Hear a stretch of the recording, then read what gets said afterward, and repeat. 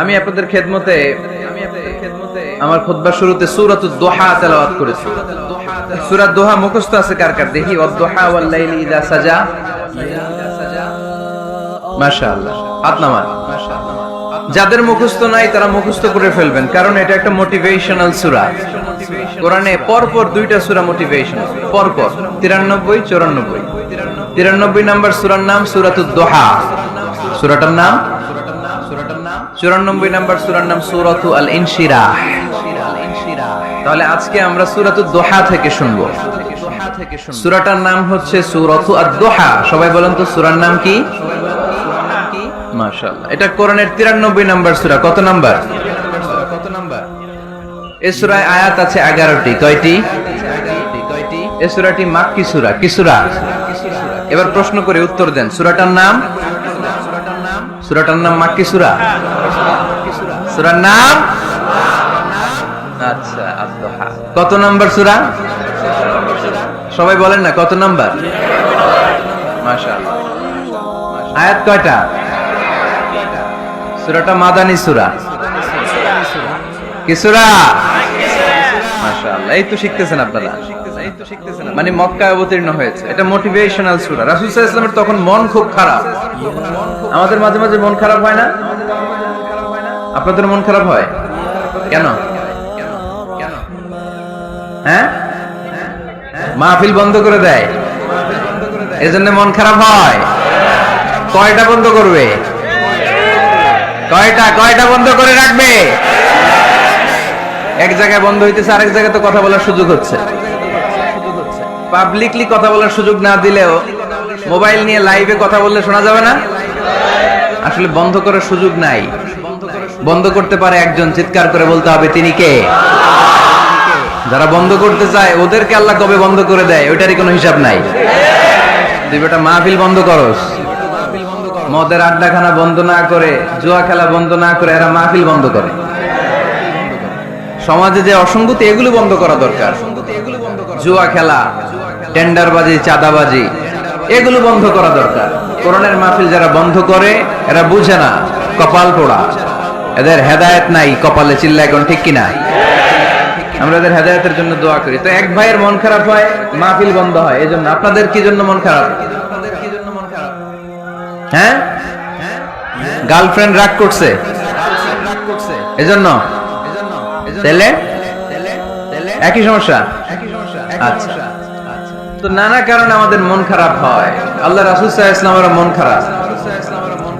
আমাদের মন খারাপ হলে আমাদের বন্ধুরা আমাদের মন ভালো করে। আল্লাহ রাসূল সাল্লাল্লাহু আলাইহি ওয়াসাল্লামের বন্ধু কে? আল্লাহ রাসূল সাল্লাল্লাহু আলাইহি ওয়াসাল্লামের যখন মন খারাপ হতো স্বয়ং আল্লাহ তাআলা আল্লাহ রাসূলের মন ভালো করে দিত। সুবহানাল্লাহ, আসতে পড়েন। সুবহানাল্লাহ পড়লে লাভ আছে না? একবার সুবহানাল্লাহ পড়লে আকাশের জমিনের মাঝখানের যত গ্যাপ, ফাঁকা জায়গা, এই পুরো ফাঁকা জায়গাটাতে সওয়াব দিয়ে পরিপূর্ণ করে আল্লাহ আপনার আমলনামায় ঢুকিয়ে দেয়। যে এখন আওয়াজ করে কয় সুবহানাল্লাহ। সওয়াবের কথা শুনছে? সওয়াব আছে যেখানে আমরা আছি। সূরাতুদ দোহা মোটিভেশনাল সূরা। আল্লাহ রাসূল সাল্লাল্লাহু আলাইহি ওয়াসাল্লামের বড্ড মন খারাপ। রাসূল সাল্লাল্লাহু আলাইহি ওয়াসাল্লামের মন খারাপ, আল্লাহ সহ্য হচ্ছে না। তাই রাসূল সাল্লাল্লাহু আলাইহি ওয়াসাল্লামের মন ভালো করে দেওয়ার জন্য আল্লাহ একটা সূরা নাযিল করলেন। সূরাটার নাম সূরাতু আদ-দোহা। এই সূরার কেন্দ্রীয় আলোচ্য বিষয় হচ্ছে মুমিন কখনো হতাশ হয় না, মুমিন কখনো নিরাশ হয় না, মুমিন কখনো হাল ছেড়ে দেয় না। মুমিন সব সময় ভরসা রাখে একজনের উপর, তিনি কে? আমরা কখনো হতাশ হই না, ঠিক কিনা? আমরা কখনো নিরাশ হই না, ঠিক কিনা? আমরা কখনো হাল ছেড়ে দেই না, আমরা ভরসা রাখি একজনের উপর, তিনি কে? Every time you feel like you cannot go on, you feel so lost that you are so alone. Don't despair and never lose hope, 'cause Allah is always by your side. Inshallah, পড়েন Inshallah, Inshallah, you'll find your way. Inshallah, Inshallah, Inshallah, you will find your way সুবহানাল্লাহ পড়েন আমাদেরকে রাস্তা দেখায় কে এজন্য আমরা হাল ছেড়ে দেই না আমরা নিরাশ হই না আমরা হতাশ হই না আমরা ভরসা রাখি একজনের উপর তিনি কে হ্যাঁ এটা ঠিক মাঝে মাঝে আমাদের জীবনে বিপদ আসে পরীক্ষা আসে মুসিবত আসে এগুলো আসে আমাদেরকে শক্ত করার জন্য ঠিক কি না আমাদের কোমরকে সোজা করার জন্য আমাদের পায়ের নিচের মাটিকে শক্ত করার জন্য প্রতিকূল পরিবেশে কি করে বীর দর্পে দাঁড়িয়ে থাকতে হয় নিজের অস্তিত্বের প্রমাণ দিতে হয় সেটা শিক্ষা দেবার জন্য এজন্য মুমিনের হারাবার কিছু নেই লা তাইয়াসু মির রাউহিল্লাহ আল্লাহর রহমত থেকে নিরাশ হয়ো না ইন্নাহু লা ইয়াইয়াসু মির রাউহিল্লাহি ইল্লাল কওমুল কাফিরুন কাফের ছাড়া মুশরিক ছাড়া নাস্তিক ছাড়া মুনাফিক ছাড়া কেউ কখনো আল্লাহর রহমত থেকে নিরাশ হয় না আমরা সব সময় আল্লাহর রহমতের ভিখারি আমরা সব সময় আল্লাহর রহমতের প্রত্যাশী আমরা সব পরিস্থিতিতে ভরসা রাখি একজনের উপর তিনি কে আল্লাহ তাহলে এটা হচ্ছে সেন্ট্রাল থিম যে আমরা হতাশ হব না never lose hope never be frustrated never be upset কখনো মন খারাপ করা যাবে না আমরা আল্লাহর উপর ভরসা রাখি এটা হচ্ছে কেন্দ্রীয় আলোচ্য বিষয় এই সূরাটা নাজিলের একটা ব্যাকগ্রাউন্ড আছে যেহেতু এটা মাক্কি সূরা আল্লাহ রাসূল সাল্লাল্লাহু আলাইহি ওয়াসাল্লামের কাছে কোরআনের আয়াতগুলো নাজিল হতে শুরু করলো রাসূল সাল্লাল্লাহু আলাইহি ওয়াসাল্লাম কোরআনের আয়াতগুলো প্রচার করতে শুরু করলো যাই নাজিল হয় রাসূল সাল্লাল্লাহু আলাইহি ওয়াসাল্লাম কি গোপন করে রাখতেন বা যা নাজিল হয়েছে তার অর্ধেক শোনাইতেন বাকিটা শোনাইতেন না এরকম ইয়া আইয়ুহার রাসূল বাল্লিগ মা উনজিলা ইলাইক হে নবী হে রাসূল যাই নাজিল হয় আপনি ছড়িয়ে দেন রাসূল সাল্লাল্লাহু আলাইহি ওয়াসাল্লাম ছড়ায়া দিতেন যেটাই নাজিল হয় কাল বিলম্ব না করে বিশ্বনবী এই আয়াতের দাওয়াত দিতে শুরু করতেন নাজিল হলো ইকরা বিসমি রাব্বিকাল্লাযী খালাক খালাকাল ইনসানা মিন আলাক اقرأ وربك الأكرم الذي علم بالقلم علم الإنسان ما لم يعلم পড়েন সুবহানাল্লাহ নাজিল হলো পড়ো তোমার রবের নামে যিনি শিখিয়েছেন আমাদেরকে শিখিয়েছে কে আমাদের সৃষ্টি করেছে কে read in the name of your Lord who has created পড়ো তোমার প্রভুর নামে যিনি শিখিয়েছেন নাজিল হলো 5 আয়াত আল্লাহ রাসূল সাল্লাল্লাহু আলাইহি ওয়াসাল্লাম পৌঁছে দিলেন নাজিল হলো ইয়া আইয়ুহাল মুযাম্মিল কুমিল লাইলা ইল্লা কালিলা বিশ্বনবী পৌঁছে দিলেন নাজিল হলো ইয়া আইয়ুহাল মুদাসসির কুম ফাআনজির পৌঁছে দিলেন যাই আসে পৌঁছে দিতেন যাই আসে পৌঁছে দিতেন কিন্তু হঠাৎ করে ওহী আসার ধারাবাহিকতা হুট করে বন্ধ হয়ে গেল ওহী আর আসে না ফলে রাসূল সাল্লাল্লাহু আলাইহি ওয়াসাল্লাম নতুন কোন কোরআনের আয়াত মক্কাবাসীদেরকে শোনাতে পারে মক্কাবাসীরাও এসে রাসূল সাল্লাল্লাহু আলাইহি ওয়াসাল্লামকে খোঁচায় বলে কি মুহাম্মদ কিছু বলো না যে নতুন কিছু শোনাও না যে এতদিন তো অনেক পটপট করছো অনেক কথা শোনাইছো কই তোমার সেই কথা রাসূল সাল্লাল্লাহু আলাইহি ওয়াসাল্লাম বলতে পারেন না কেমনে বলবে উনি কি মন গড়া কিছু বলে ওমা ইয়ানতিকু আনিল হাওয়া ইন হুয়া ইল্লা ওয়াহয়ুই ইউহা মন গড়া তিনি কিছু বলেন না মন মস্তিষ্ক প্রসূত কোনো কথা তিনি জাতির কাছে পেশ করেন না তিনি তাই বলেন যা তাকে নির্দেশ দেয়া হয় আর নির্দেশটা দেয় কে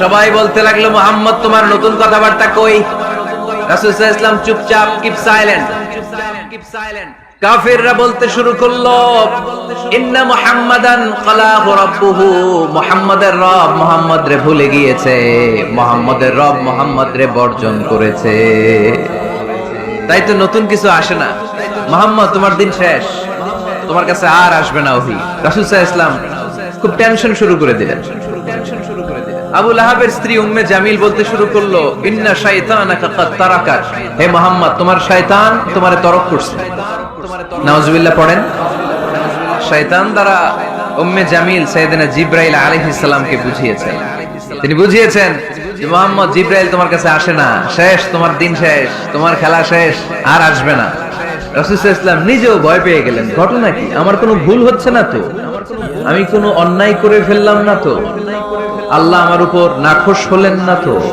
আমরাও মাঝে মাঝে এরকম ফ্রাস্ট্রেশনে ভুগি না কি রে আল্লাহ বোধহয় আমারে পছন্দ করে না এত দোয়া করি আল্লাহ মনে হয় আমার দোয়া কবুল করে না, আল্লাহ মনে হয় আমারে চায় না, আল্লাহ মনে হয় আমারে ভালোবাসে না।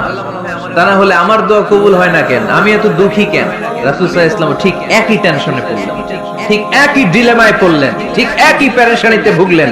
কি রে, ওহী নাজিল হয় না কেন? আমাকে নিয়ে কাফির মুশরিকরা বেদিনরা ঠাট্টা বিদ্রূপ করে, উপহাস করে, কিন্তু আল্লাহ তাআলা কোনো ওহী নাজিল করে না। ঘটনা কি? আমার ভুল হলো না তো? আল্লাহ আমার উপর নাখোশ হলেন না তো? টেনশন। রাসূল সাল্লাল্লাহু আলাইহি ওয়াসাল্লাম টেনশনে ভুগছেন। ইন দ্য মিন টাইম আল্লাহ রাসূল সাল্লাল্লাহু আলাইহি ওয়াসাল্লামের টেনশন দূর করে দিয়ে আল্লাহ রাসূল সাল্লাল্লাহু আলাইহি ওয়াসাল্লামের মন ভালো করে দেওয়ার জন্য এই সূরা দোহা নাজিল করলেন। কে? আল্লাহ রাসূল যখন টেনশনে হাবুডুবু খাচ্ছেন তখনই আল্লাহ নাজিল করলেন ওয়াদ-দুহা ওয়াল-লাইলি ইযা সাজা মা ওয়াদ্দা'আকা রাব্বুকা ওয়া মা ক্বালা ওয়ালাল আখিরাতু খায়রুন লাকা মিনাল উলা ওয়ালাসাউফা ইউ'তিকা রাব্বুকা ফাতারদা। সুবহানাল্লাহ পড়েন। আল্লাহ নাজিল করলেন ওয়াদ-দুহা ওয়াল-লাইলি ইযা সাজা। দুহা মানে আলো। দুহা মানে কি? সকালের আলো, প্রভাতের সূর্য কিরণ। আলো মানে আশার আলো, সম্ভাবনার আলো। আলো বললেই মনের মধ্যে একটা সাহস জাগে না? আর অন্ধকার বললেই ভয় লাগে না? আমাদের ছোট বাচ্চারা বাসার ভিতরে অন্ধকার হইলে ভয় পায় না? তার মানে অন্ধকার হচ্ছে ভয়ের প্রতীক, আর আলো হচ্ছে আশার প্রতীক। সুবহানাল্লাহ পড়েন। রাসূল সাল্লাল্লাহু আলাইহি ওয়াসাল্লামকে সান্ত্বনা দেওয়ার জন্য আল্লাহ দুইটা শপথ করলেন। চিল্লায় বলতে হবে কয়টা? এক হচ্ছে আলোর শপথ, আরেক হচ্ছে অন্ধকারের শপথ। এক হচ্ছে, আরেক হচ্ছে ওয়াদ-দুহা, দুহার শপথ, প্রভাতের সূর্য কিরণের শপথ। ওয়াল-লাইলি ইযা সাজা, নিঝুম নিস্তব্ধ রাতের শপথ। আল্লাহ তাআলা আলো আর অন্ধকারের শপথ দিয়ে মূলত ওহী আশা আর না আশাকে বুঝিয়েছেন। সুবহানাল্লাহ পড়ে। আলোকে আল্লাহ তাআলা ওহীর উপস্থিতির সাথে তুলনা করেছেন। অন্ধকারকে রব্বুল আলামিন এই সূরার মধ্যে ওহীর অনুপস্থিতিকে বুঝিয়েছেন। আল্লাহ বুঝাতে চাইলেন, নবী আমি আপনারে ভুলি নাই। কেমন করে আমি আপনারে ভুলি? আপনি আমার হাবিব, ঠিক কি না? আপনি আমার খলিল না, আপনি আমার হাবিব। খলিল মানেও বন্ধু, হাবিব মানেও বন্ধু। ইব্রাহিম আলাইহিস সালাম ছিলেন খলিল, আর আল্লাহ রাসূল ছিলেন হাবিব। খলিলও বন্ধু, হাবিবও বন্ধু, কিন্তু খলিল মানে এমন বন্ধু যে বন্ধু আল্লাহরে খুশি করার জন্য কাজ করে, আর হাবিব মানে এমন বন্ধু যেই বন্ধুরে খুশি রাখার জন্য আল্লাহ নিজেই কাজ করে। কি কাজ করলেন হাবিবরে খুশি রাখার জন্য? আজকে সব আমরা শুনবো। আল্লাহ বললেন ওয়াদ-দুহা ওয়াল-লাইলি ইযা সাজা, আলোর শপথ, অন্ধকারের শপথ। দুহা মানে আলো, প্রভাতের আলো। আলো দিয়ে আল্লাহ বুঝাইলেন এটা হচ্ছে ওহী। আর ওয়াল-লাইলি ইযা সাজা, রাতের শপথ দিয়ে বুঝালেন এটা ওহীর অনুপস্থিতি। আল্লাহ বুঝাতে চাইলেন, নবী ওহী আসা না আসা দুইটাই আপনার জন্য দরকার। আমি আপনারে ভুলি নাই, আমি আপনারে বর্জন করি নাই, অসম্ভব। আমি আপনার উপর গোসা হই নাই, রাগ হই নাই। আমি ইচ্ছা করেই আপনার একটু বিশ্রামের সুযোগ দেওয়ার জন্য ইচ্ছা করে ওহী পাঠানো বন্ধ রেখেছি। কারণ ওহী রিসিভ করা সাধারণ কোনো বিষয় না। আল্লাহ বলেন ইন্না সানুলকি আলাইকা কওলান সাকিলা। ও নবী, এটা একটা ভারী বাণী, এটা শক্তিশালী বাণী, এটা একটা পাওয়ারফুল মেসেজ। এটা যেন তেন কোনো বাণী নয়। কোরআনের বাণীটা কার? সব সময় যদি নবী আমি ওহী পাঠাই আপনার কষ্ট হয়ে যাবে। আমরা সপ্তাহে সরকারি চাকরি যারা করেন 7 দিনে কাজ করেন কয়দিন? হ্যাঁ, 5 দিন। ছুটি কয়দিন? তো পুরো সপ্তাহ 7 দিনে যদি কাজ থাকতো করতে পারতেন? কথা বলেন। আবার 7 দিনে যদি ছুটি থাকতো ভালো লাগতো? আল্লাহ বুঝাতে চাইলেন, নবী লাগাতার যদি ওহী নাজিল করি, এটা রিসিভ করা, এই দাওয়াতটা যথাযোগ্য মর্যাদায় পৌঁছে দেয়া, এটা আপনার জন্য কষ্ট হয়ে যাবে। কারণ ওহী এটা সাধারণ কোনো বাণী নয়। এই বাণীটা কার? আল্লাহ রাসূল যখন ঘোড়ার উপরে কিংবা উটের উপরে থাকা অবস্থায় কোরআনের আয়াত নাজিল হতো ওনার উপর, কোরআনের ভারে, কোরআনের পাওয়ারে উটের পা গুলো, ঘোড়ার পা গুলো মরুভূমির বালির মধ্যে দেবে যেত। এত পাওয়ারফুল বাণী। লাউ আনজালনা হাযাল কুরআনা আলা জাবাল লারাআইতাহু খাশিআম মুতাসাদ্দিআম মিন খাশিয়াতিল্লাহ। হে নবী, কোরআনকে আপনার কাছে না পাঠিয়ে পাহাড়ে নাজিল করলে, মাউন্ট এভারেস্টে নাজিল করলে, তুর পাহাড়ে নাজিল করলে, আল্পস পর্বতমালায় নাজিল করলে, আলাস্কা মাউন্টেন রেঞ্জ এটার উপর নাজিল করলে, এই ময়মনসিংহের গারো পাহাড়ের উপর নাজিল করলে, মুহূর্তে এই পাহাড়গুলো ভেঙে চুড়ে চুরমার হয়ে খান খান হয়ে যেত। তার মানে এই বাণীটা কি হালকা না শক্ত? ওটের উপর থাকা অবস্থায় যখন কোরআন নাজিল হতো, ওটের পা দেবে যেত। ঘোড়ার উপর থাকা অবস্থায় কোরআন নাজিল হলে ঘোড়া বসে যেত। শীতের রাতে কোরআন নাজিল হলে আম্মাজান আয়েশা বলেন, আমরা কম্বল গায়ে দিয়ে কাঁপতাম।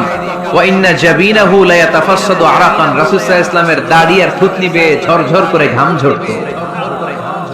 এক সাহাবীর মাথার মধ্যে পা রেখে বিশ্বনবী শুয়ে আছেন। ঘন্টাখানিক শুয়ে থাকলেন। সাহাবী বলে, আমার ব্যথা লাগে না।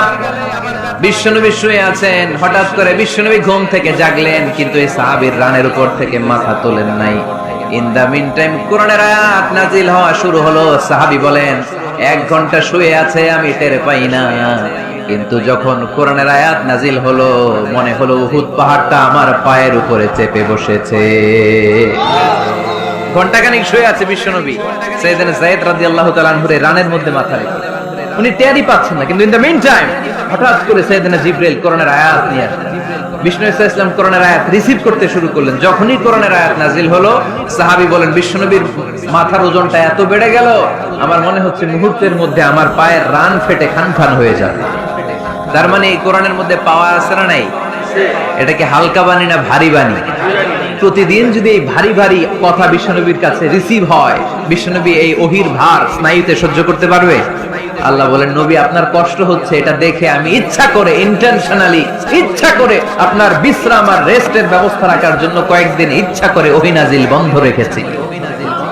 কাফিররা বলে, আমি আপনারে ভুলে গেছি। নো, নেভার, অসম্ভব।